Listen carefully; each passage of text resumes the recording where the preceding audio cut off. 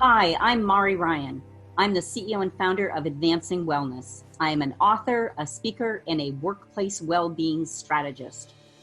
Do you work in a dive hive or do you work in a live hive? I'll bet you've had an experience in working in each. But what does it really mean to create a workplace where employees are engaged, where businesses are profitable, and where both the workplace and the employees can thrive? Stay tuned.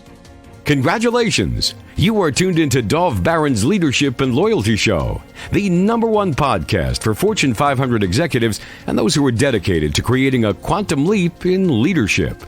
Your host, Dov Baron, is the founder of FullMontyLeadership.com.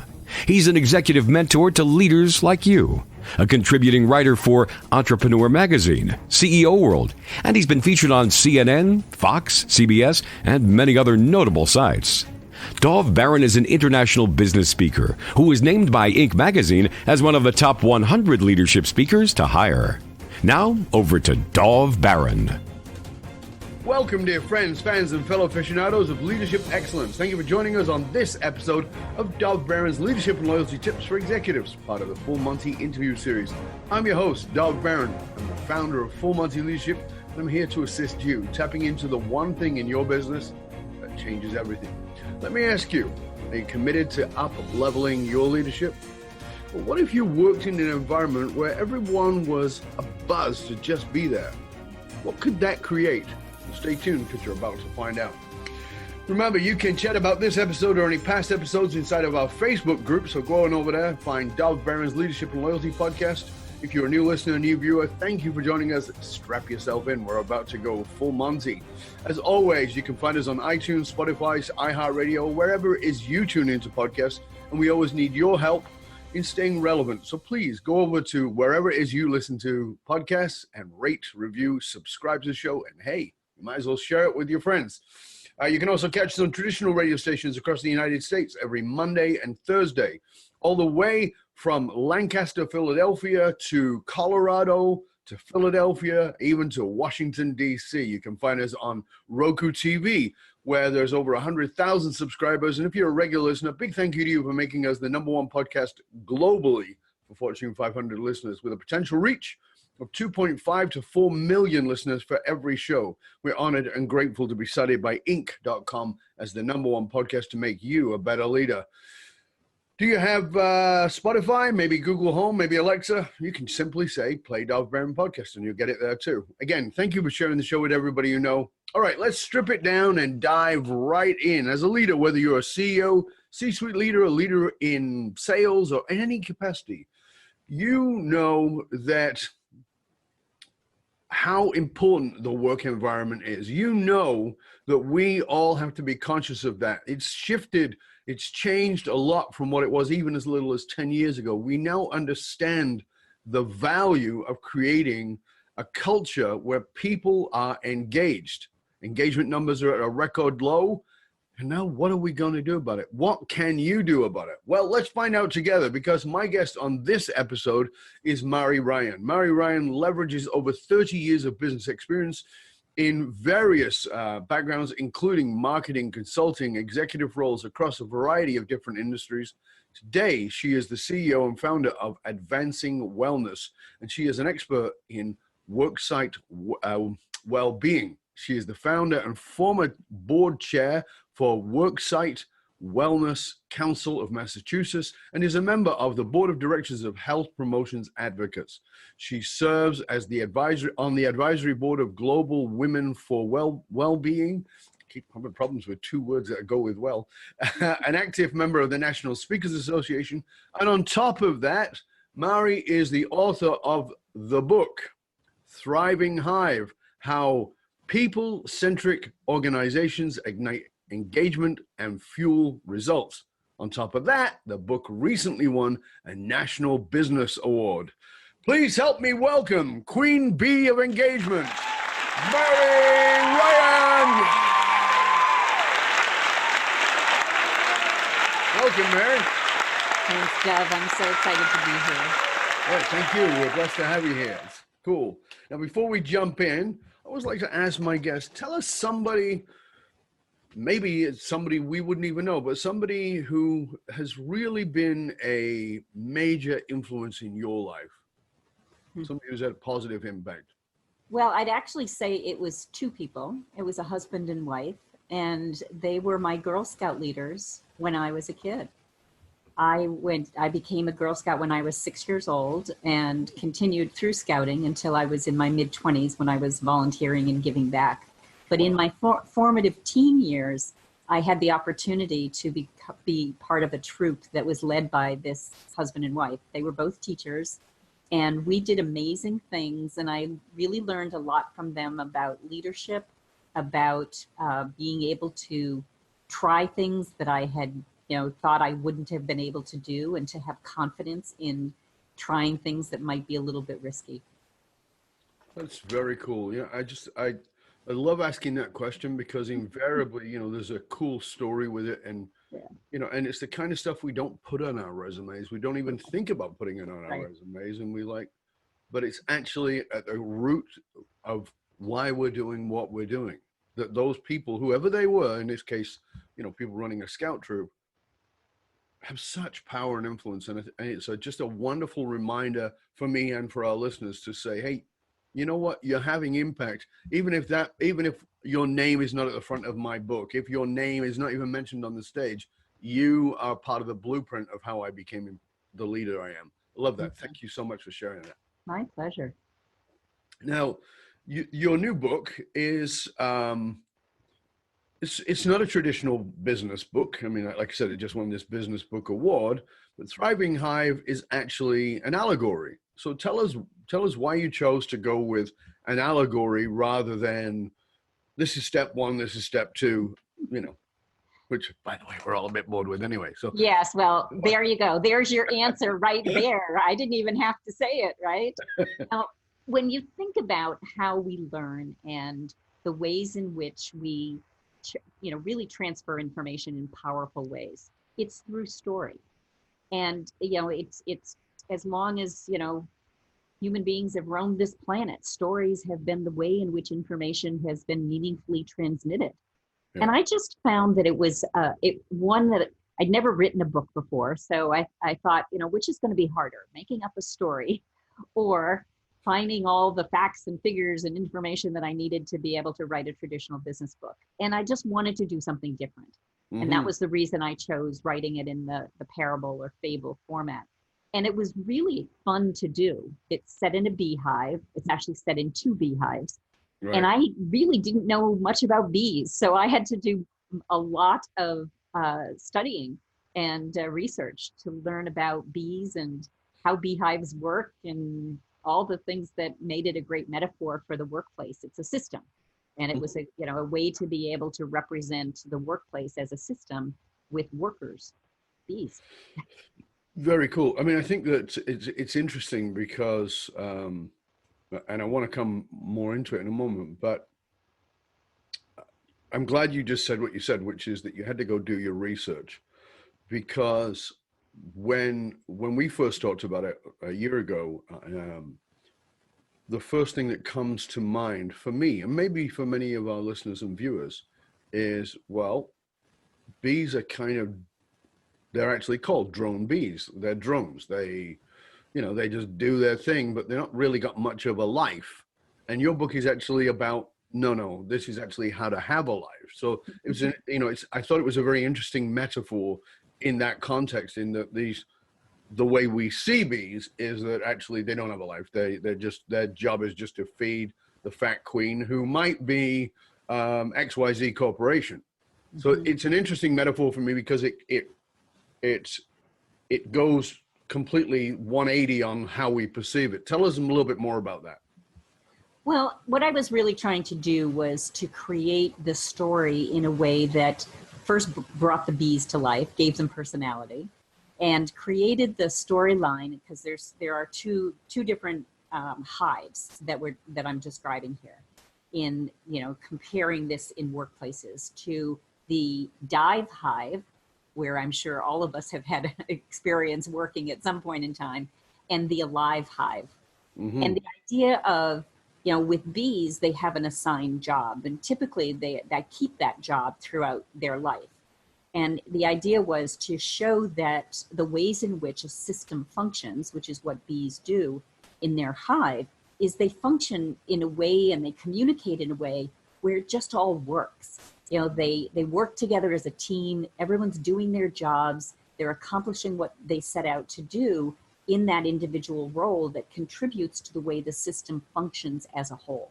And that's really how we want to see workplaces running.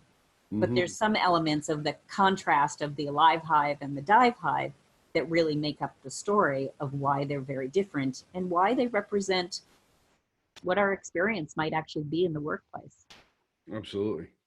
Now, there's been a significant movement with even national and even international conferences towards the awareness of doing business that is not just got profit at the focus, at the center of it, where employee wellness and overall impact on local and even global communities, that has grown enormously. There's more and more organizations using not the same kind of B, but still B, becoming B corporations. Right.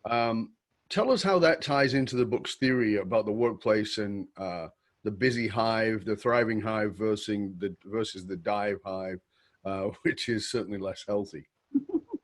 Well, I'm really glad you brought that up, Doug, because the idea that is really becoming much more prevalent in business today, and not just in businesses, that governments are looking at this, is how do we look after the well-being of the people? Because we all know that regardless of whether it's in the setting of our communities or the setting of our businesses or organizations, whatever that professional organization might be, we can't achieve our goals without the people. It's a very clear fundamental piece. Your business doesn't function without the people, and you can't achieve your business objectives without the people. So we need to be caring for those people in a way that shows that we appreciate them, that we honor that the work that they do that has value, and that it's not just about profits, as you mentioned. It's really about how we create a purpose in that organization for people to really care about that purpose, work towards that purpose, and contribute through that purpose to a greater good not just in that organization, but in the community as well. So, yeah.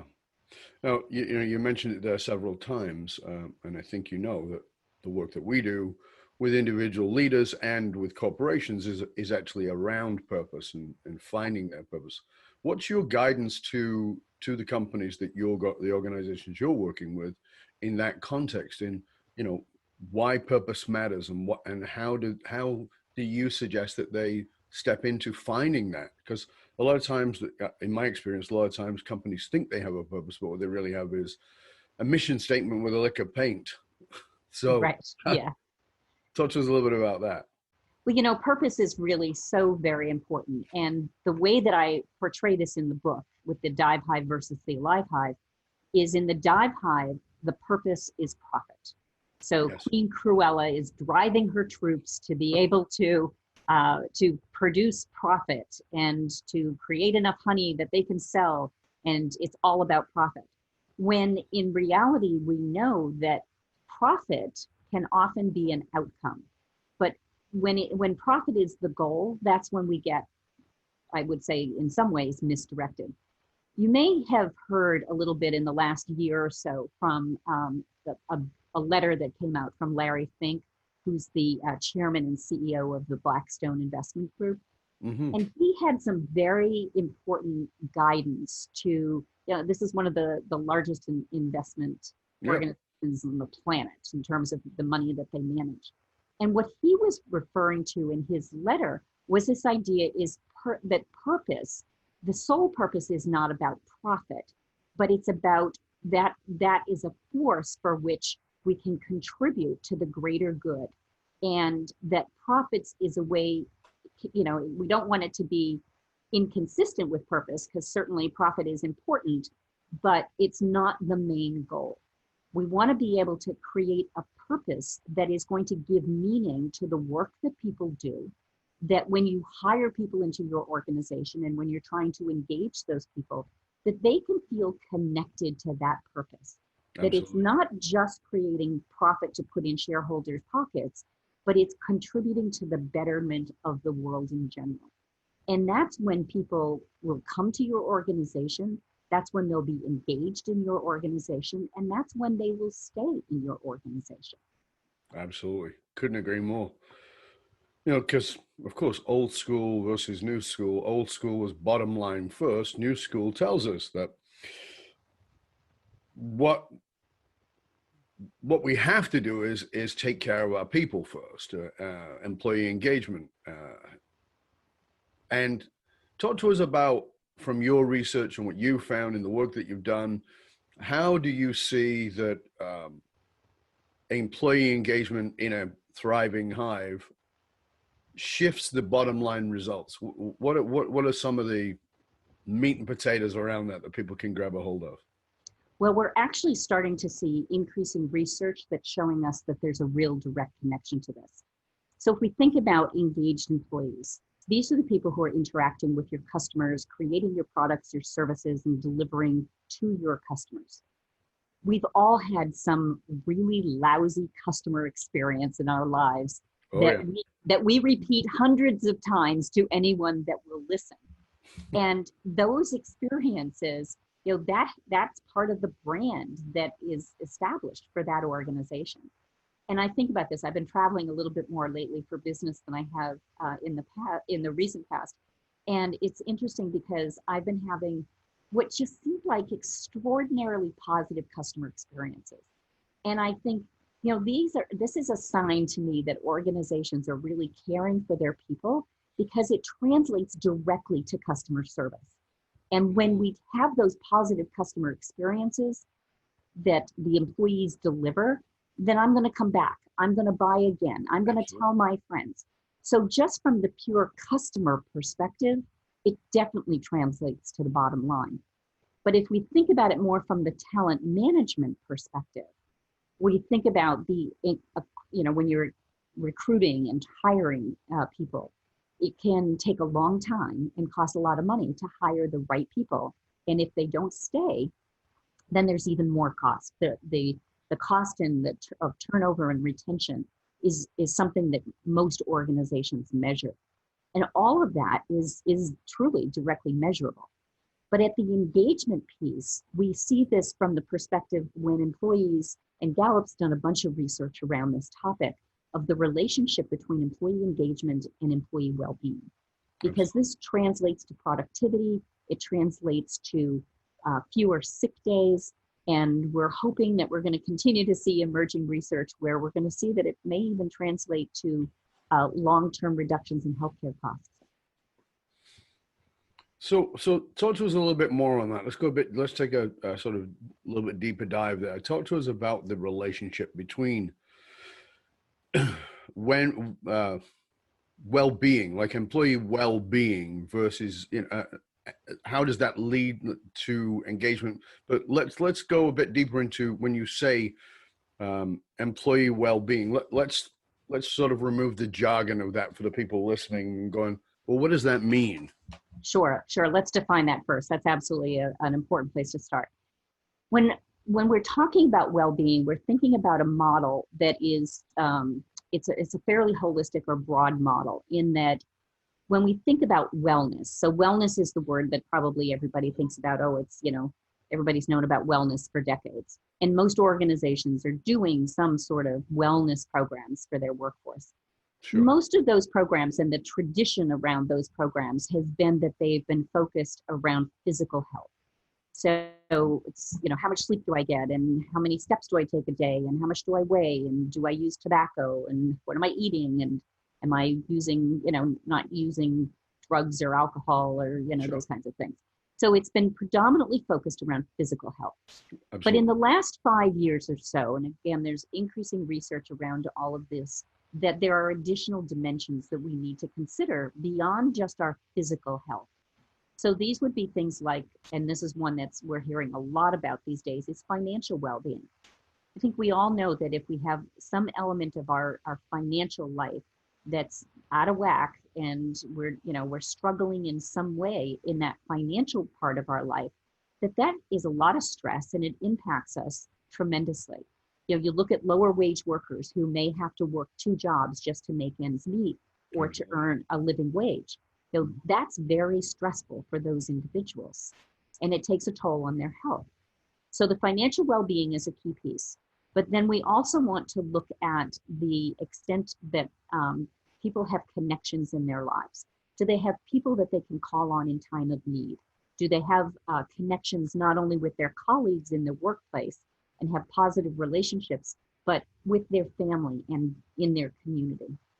And then community is another element of this, because community goes in the workplace. We think of community as those connections, a place I feel like I belong. But in the context of the bigger world, do I live in a place where I feel safe? Do I have connections in my community?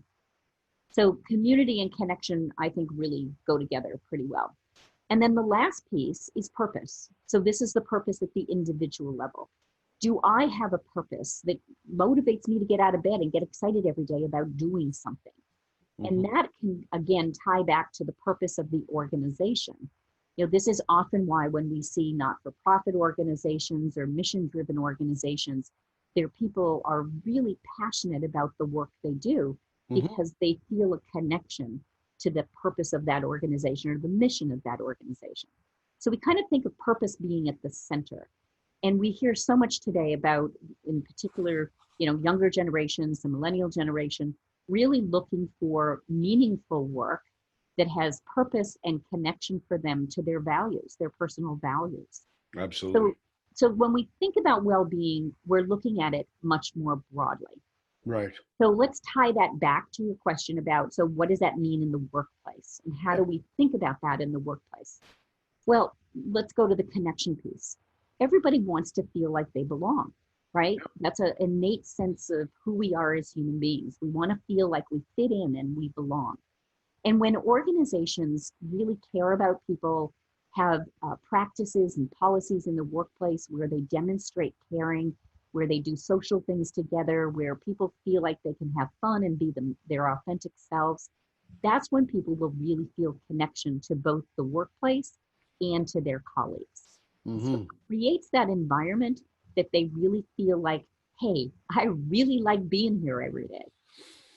Yeah, I think that's a point that is so often missed, particularly in generations that are older than millennials, is I'm in that age bracket, obviously. So, we approached work as not whether I want to like or want to be here, but does it pay me well enough to have a lifestyle? And what I love about millennials, absolutely love about millennials, is they go, who gives a crap? I want to know if I'm going to be miserable every day. Right. Because if you pay me enough money for a lifestyle that I can't enjoy, then why am I here? And I love that about millennials. That makes me stand up and applaud them, because they get that my life, my generation were basically told, work in the last 11 years of your life, you can have a life. Oh, so I'm worn down to the bone. I'm physically, mentally, emotionally drained. And now I've got enough money to enjoy the last 11 years of my life. So I got to enjoy the first 5 to 10 years, and I get the last 11, provided I last that long, when in fact, the statistics show that people die on average 7 years after retirement. Oh, so you live for about 14 years. Ooh, that sucks. And I love that about millennials, is they get that. They get, no, hold on. I want to have a good time while I'm at work and still produce. And I think that in the mind of an older age bracket, we tend to say, well, if you're having fun, you're not at work. And if you're at work, you're not having fun. Well, and I think what you're talking about in this wellness and well-being in a context that includes all of these 7 categories is that, like, how do we bring that together? And I really love that. So in that context, Murray, how do you get that across to that generation who have been, my generation were incredibly indoctrinated with this nonsense.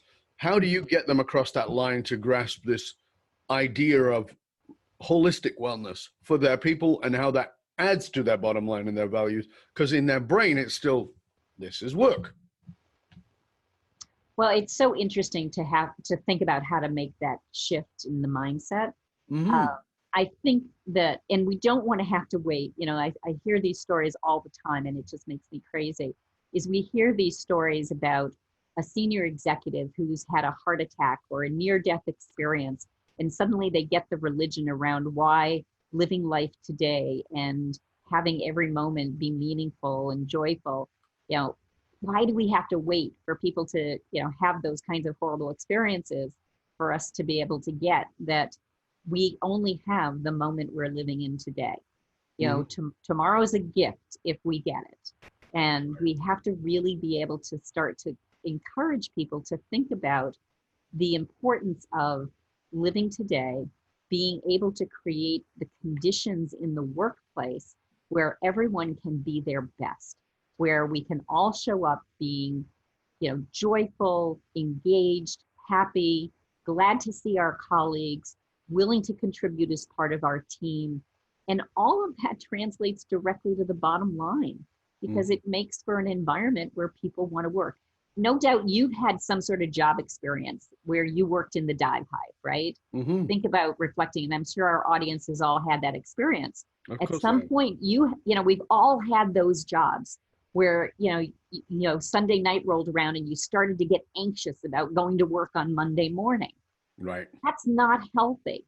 That's not good for anybody.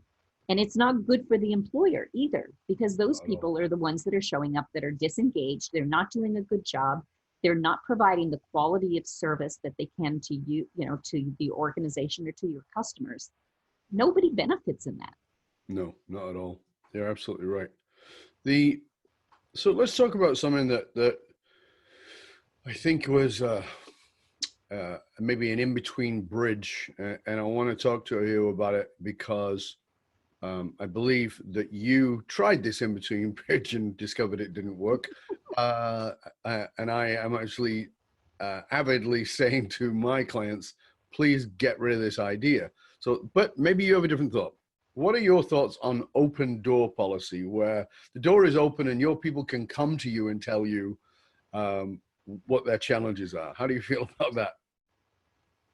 Well, having managed lots of people throughout my career, I'm absolutely all for this in many ways, because communication is one of the fundamental elements of creating a culture of well-being.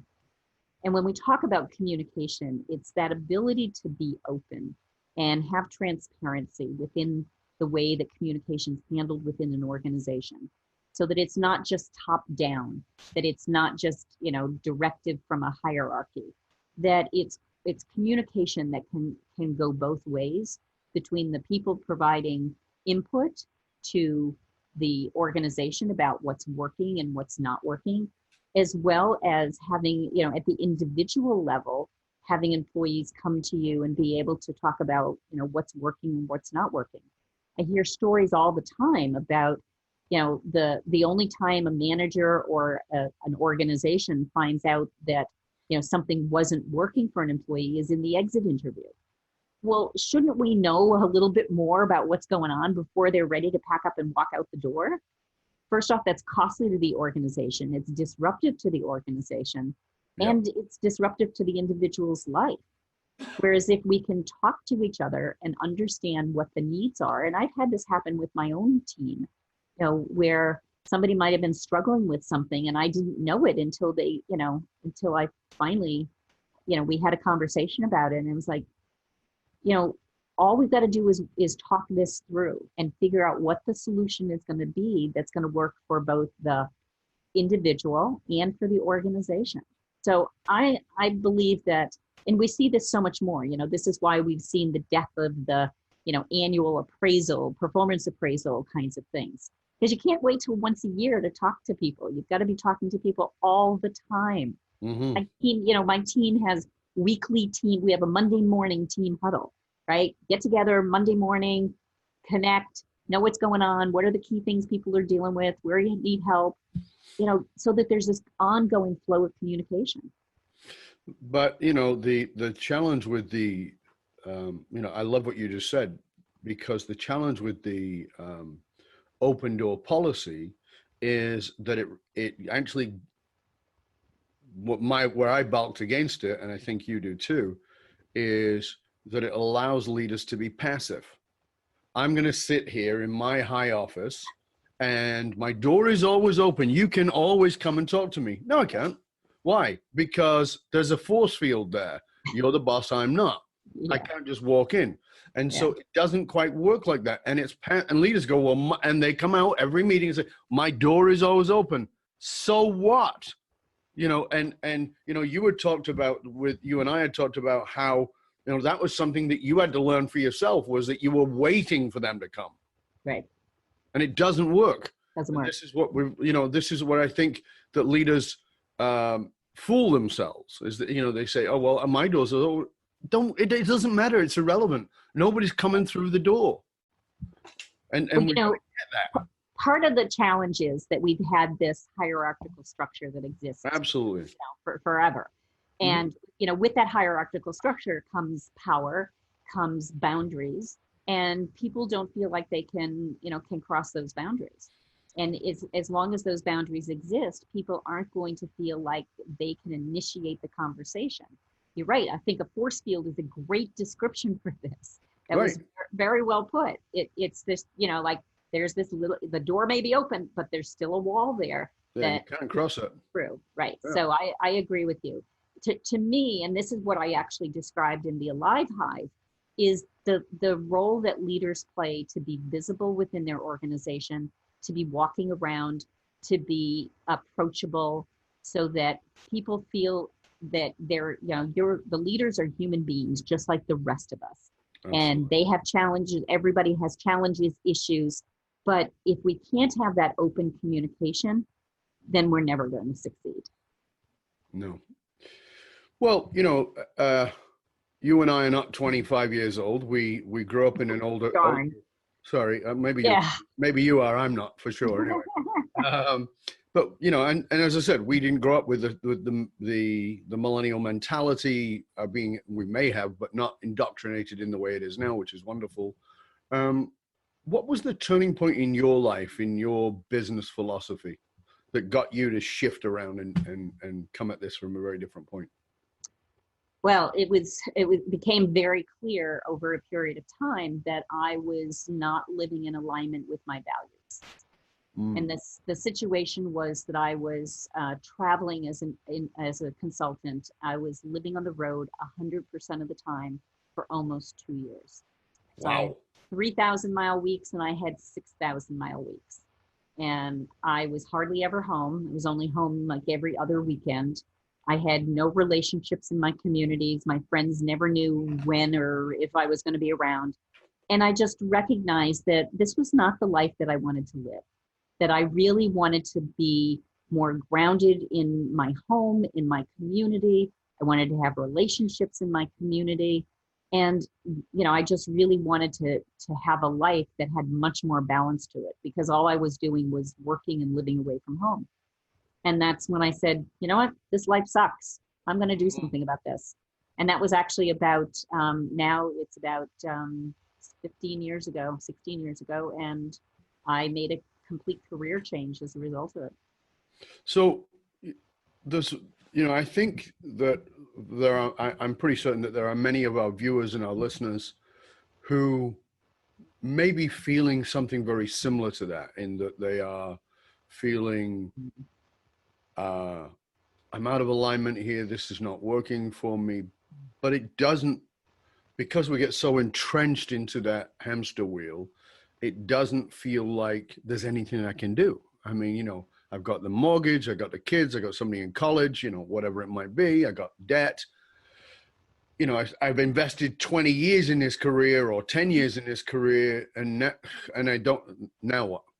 What would be your guidance to somebody who's in that position, Mary? What would you say to them?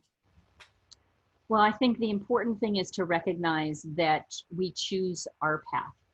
It is up to us to choose that path. And some of us, I can say I'm, probably one of those people who, said, well, if somebody had asked me when I was 19 years old or 20 years old, what was my career going to be, it was completely different than where I ended up. Sure. And I think it's important to feel like we can choose that path. Mm-hmm. And it's also important to recognize, starting with values, what are the things that are important to you, and then focusing on understanding what your strengths are and how to leverage those strengths. So when I made this career change, I wasn't giving up the career I'd had working in business. I've spent my entire career in business since I was 19 years old.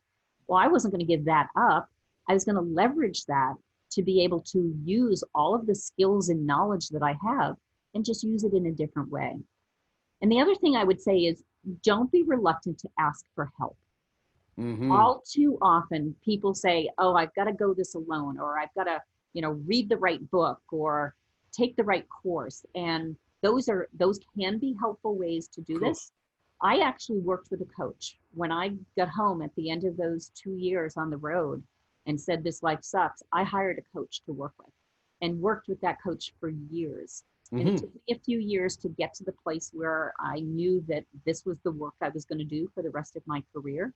But it was so important for me to have help to be able to clarify my skills, my strengths, understand how I have gotten my jobs in the past and how my work came to me. And all that was so meaningful. So ask for help.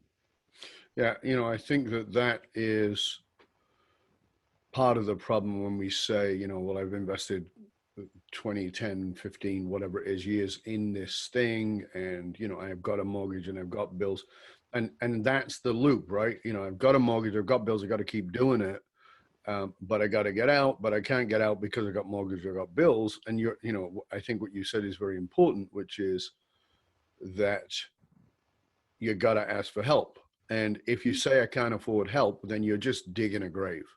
Mm-hmm. Right? I mean, that is, if you have to work an extra hour so you can pay for that coach, for that therapist, for that guide, for that mentor, that whoever it is, Mm-hmm. it's being able to have, my line from my teachings is, no one is objective in their subjective reality. I don't care how smart you are. I'm a pretty smart individual. I've been doing this a long, long time. I do not have the ability to be 100% objective in my subjective reality. And every now and then, my wife brilliantly reminds me of that. It's true. I mean, because we She's can't. right. She's absolutely right. Of course she is. There's no way to fully do that. And so that is, if there's a part of us that's feeling like that, that is what we have to do. So I think that's great guidance. Mm-hmm. You have challenged yourself throughout your life, and like you said, you've jumped careers, you've gone off and done different things in order to take yourself to your best. But one of the things you did was you climbed Kilimanjaro. You climbed Mount Kilimanjaro. Tell us a little bit about that. Well, it was a really fun experience in that my motivation for doing it was kind of the metaphor for midlife. I was turning 50 years old and I thought, I really need to challenge myself and do something that's big.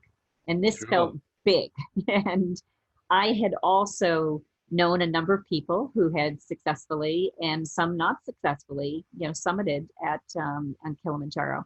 But one of the things that also motivated me, in the town that I live in, there's a local tour company that specializes in trips to Tanzania. And they had done a video of their 12-year-old daughter and a 12-year-old boy from the local area in Tanzania around Kili. And they climbed Mount Kilimanjaro. And I thought, well, if a 12-year-old can do it, why can't I?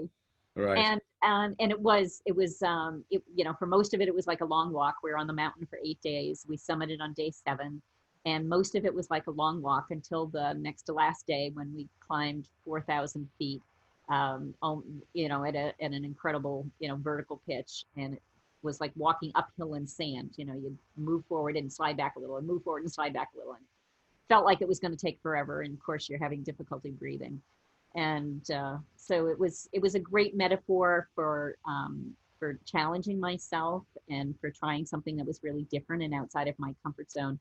And I carried a little sign with me that I still have hanging here in my home that is, it said, I can do anything. And my photo, my solo photo on the, top of Mount Kilimanjaro is with that little sign that says, I can do anything. That's awesome. That's cool. A great metaphor. Thanks. What was one thing you did for a long time that actually blocked you from your success? Just one? Okay, let me think about that for a second. Because we've all done things, right? Yeah, well, I think, we talked a little bit earlier about, not living in alignment with my values, so Sure. that work experience where I was out of alignment was one.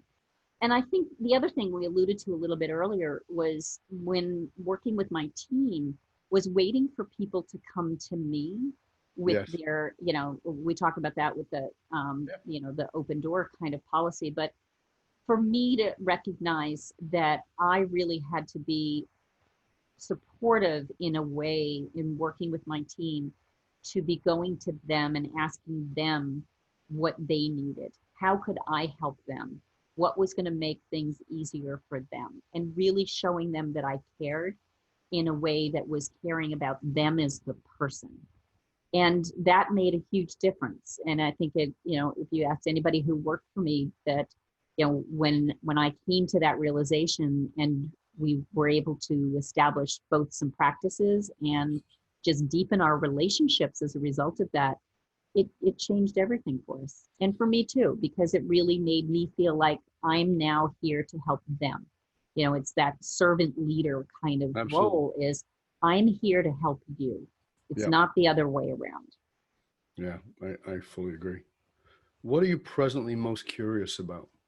What do you find yourself most curious about? Oh, again, only one thing. It's so hard. I don't know. I think for me right now, it's probably the curiosity is around the transitions that we make in life.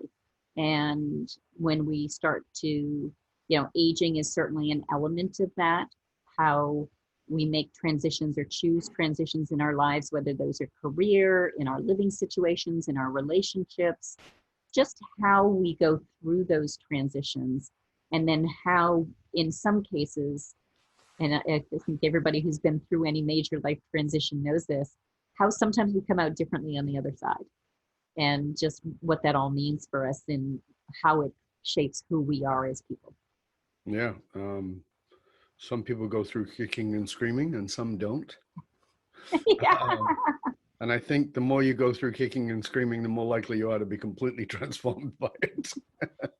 Well, and then, at the same time, we watch people who seem to just glide through life and go through every transition without, and you just wonder was it really that easy, or are they just not really sharing with us that it was really hard for them, and they just not being as transparent about what it was really like for them. So it's hard to tell.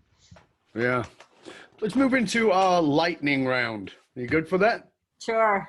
All right. So in our lightning round, let me ask you, you are asked to write a single question. Only one question. It's a question that everybody will have to answer. It's the final question on life's test. So you're about to check out from life and you get to ask one question of everybody who's ever going to live. What is the final test question for life? What's most important for you? Well, they're already on the way out. It's still important. Still, I think it's still a valid question. What's most important for you? Okay, cool. Thank you. In a time where we live in a society where people are, at this time, very focused on politically correct and not saying the wrong thing, leadership requires us to step out. What is your bravest opinion? That we should respect and honor every person's choice in whatever they do in life and whatever their opinions are and whatever path they choose. It's not for us to judge what their choice or their path is. Very cool. What makes Mari Ryan cry? Parades. Parades, really? parades. I love a parade, but it always brings tear to my eyes. I don't know why. That's fascinating. Isn't that funny? I know. What makes you cry laughing? Oh, a really good hysterical movie will make me, yeah, when I'm really laughing, enjoying something that's takes me out of the moment that I'm in and just takes me to wherever those characters are going. What is there a particular movie? Is there one that for you works? I happen to like animated movies. So they tend to be, children geared towards children, but there's just a variety of animated movies that I enjoy. Yeah, my wife and her friend like to go to those. Like she loves those too, the Yeah, kids movies, and yeah. they go together, date the two girls, and off they go. And sometimes they'll take my granddaughter, but often not, because she won't enjoy it quite as much as they do. I don't. That's right. That's right. Very I don't cool. think. Yeah, I often think those movies are just way too deep for kids. That they're really intended. There's much deeper stories that kids just don't get. What I don't think that we often consider this enough, but how do you see that your childhood had an impact on who you've become as a leader? And I want to be clear in saying that I don't expect people to say wonderful or terrible things. What I expect them to say is their truth. And what I mean by that is that sometimes we had horrible things that made us a great leader because we've transformed it. Sometimes we had wonderful things that actually made us a terrible leader, and we had to transform that. So it's not either or. What was something that really impacted you that's transformed or helped you to sit in your leadership skills today? Well, it goes back to actually one of your first questions about who influenced my life. And Right. It's interesting for me to be able to say that the leadership experiences that I have been able to work through in my life started when I was, a young teen and in the scouting program, and gave me opportunities to try things, to actually be in leadership roles at a very young age. Mm-hmm. And to be able to be a leader amongst my peers at a young age. And I think if it had not been for that experience, because I think back on my high school experience, like I wasn't in the in crowd, and I finished second. I was the runner-up in everything. I was the backup person on the sports team, and I was the backup person on the cheerleading squad, and I wasn't in the group that was out excelling. Right. Or in the perceived way that we might have in that time in my life. And I'm also a late bloomer, so I think it took me a little while to kind of get to the place where I felt like I really had the confidence to be able to leverage all of those learning experiences in a way that would let me lead with confidence. That's interesting. I don't know if I mentioned to you in a previous conversation, but my hobby is gardening. I love gardening. Mm-hmm. And I'm always excited for spring to arrive because the flowers, and it's so beautiful. But there are certain plants in my garden that just become green, and that's all they are. And by the time they get their bloom, which lasts a long time, Right. all the early spring flowers are gone. Right. And it's fascinating to me because it's the excitement of the new flower, but it's actually the late blooms that last the longest. And I just love that metaphor, and I've used that metaphor with other people. It's like, even with young kids that I've worked with, and saying, it's actually might be a bit better to be a late bloomer, because I know the kids who were super popular when I was at school, they've all faded into oblivion. And when I went back to visit, they were all like, "Oh my God, you completely changed." No, I just came in. Late bloomer, as you said, and I think it's. Right. I think when you're a late bloomer, you also realize that you can't compete with the new bloomers, so you might as well just settle into it and go, okay, what do I got? What is it that I can bring? That's a great point. Thank you very much for that. Yeah. Tell us something that you learned very recently, maybe in the preferably last 48 hours, but it could be a bit longer. What's something that you learned that's maybe awakened you a little? Well, I've had this sort of revelation, I guess it is, in the last, not only I have it every morning when I wake up, I moved my house a week ago, and I downsized. So I went from a 4-bedroom, 2-bath home to a 2-bedroom, 1-bath home. And every day I am learning what it means to live in a smaller space, to live with fewer possessions, and in some ways to feel very light about that, is less things to maintain and pay for and, all of that stuff. And it's just so interesting to, this is actually one of those life transition kinds of points. Absolutely. Where I'm feeling like I'm learning every day as I live in a place with a different footprint and, whole different way to think about my space. And personal space is so important, especially I'd lived in the same place for 26 years. Mm-hmm. So changing personal space wasn't anything I had done recently. So it's been a real interesting learning experience for me. That's very cool. Very cool. Thank you for sharing that with us. Yeah. So as we come to the close of the show, one of the things I like to ask my guests is, it's easy for this, podcasts are something that people listen to in cars, are often passive. And I'm not interested in making this into a distraction. I think that we have a responsibility on this show to make sure that what people leave with is something that is not just inspirational, but practical. Mm-hmm. What is it, if you could give a piece of guidance, a piece of direction, if you could have the people listening, viewing, get something really practical about this, what is the one thing you would say to them, go do this in order for everything we've talked about to make sense? Go do this in the next 24, 48 hours, whatever it might be. Well, it would be that same question we asked that person on the way out. What's important for you? What are the most important things in your life? And that, sort of think about it from the values perspective. Are you living your values? And are you living the life that is really foundationally based on those values?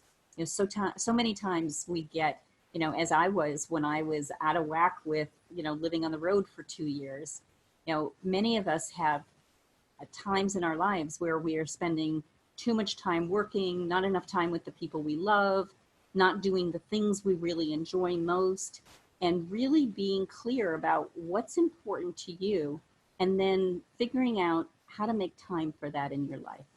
Because it's always fascinating to me to see how people do make time for the things that are important.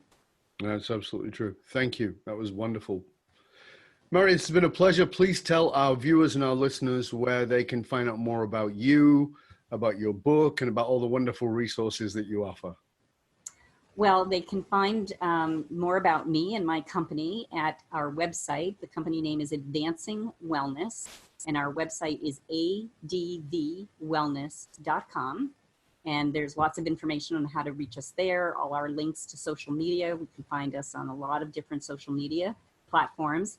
And my book, The Thriving Hive, How People-Centric Workplaces Ignite Engagement and Fuel Results, is available on Amazon and from other booksellers. It's available in paperback, in Audible, and in ebook formats.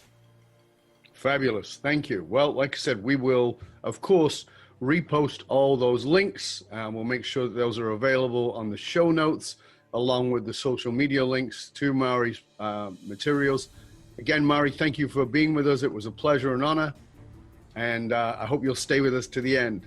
And for you, dear listener, dear viewer, remember that you can hang out with other conscious leaders and chat about this episode or any past episodes on Dov Behrens' Leadership Podcast page on Facebook. To find out more about me, Dov Behren, and about hiring me as a speaker or strategist for your organization, you can simply go to fullmontyleadership.com/consulting or fullmontyleadership.com/speaking. You can also find more access to my books and my programs, and of course, this podcast if you choose to go there. Be aware, though, that the research consistently shows that even the fastest growing companies face the same challenges of spending way too much money, time, energy, attracting, training, and developing top talent. only to have them leave at an alarming rate. If you are frustrated with investing in training and development of your talent, only have them leave before you get your ROI, then come talk to us at fullmontyleadership.com, where we provide the essential leadership skills to rekindle and amplify the hidden loyalty assets inside of your organization by tapping into purpose. Going through the purpose elicitation process can transform your business. fullmontyleadership.com, because you can't outsource authenticity. Thank you for sharing the show with everyone you know. Till next time, stay curious, my friends. Stay curious about whether you are part or running a thriving hive or a dive hive. I'm Dov Baron. I'm here to assist you tapping into your deep greatness to reach that next level of clarity, focus, purpose, and profit in your business, your life, and your leadership impact. And I am out.